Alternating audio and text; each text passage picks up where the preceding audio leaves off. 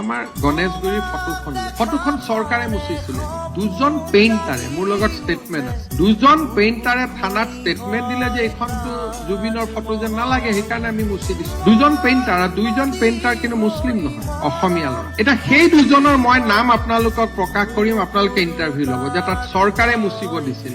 ঠিকাদাৰজনো অসমীয়া আৰু তিনিওজনে জুবিনৰ ভক্ত। তেওঁলোকে মুচিলে। আমি গধূলি সুধিলো, ভাই কিয় মুচিলি? তেতিয়া তেওঁলোকে কলে যে এইখনতো জুবিনদাৰ ফটো যেন লগা নাই কাৰণে মুচি দিলো, আমিতো নাজানো এইখন জুবিনৰ ফটো বুলি। ময়ো যদি ৰং মিস্ত্ৰী হলোহেঁতেন, আজি থকা ফটোখনতো জুবিন গাৰ্গৰ দৰে নালাগে।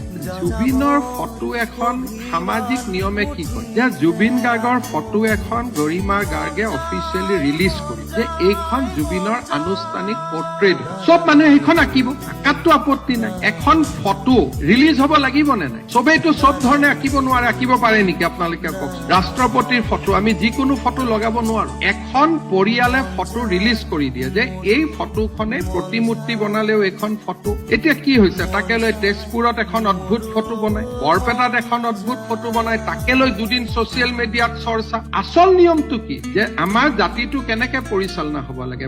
মূল চিষ্টেমটো কি যে জুবিনৰ অনুৰাগীসকল বহিব, এখন জুবিনৰ ফটো নিৰ্ণয় কৰিব যে জুবিন গাৰ্গৰ এইখন ফটো হ'ব, তাৰপিছত য'তে আঁকে আঁকিব না, তাতো কোনো সমস্যা নাই।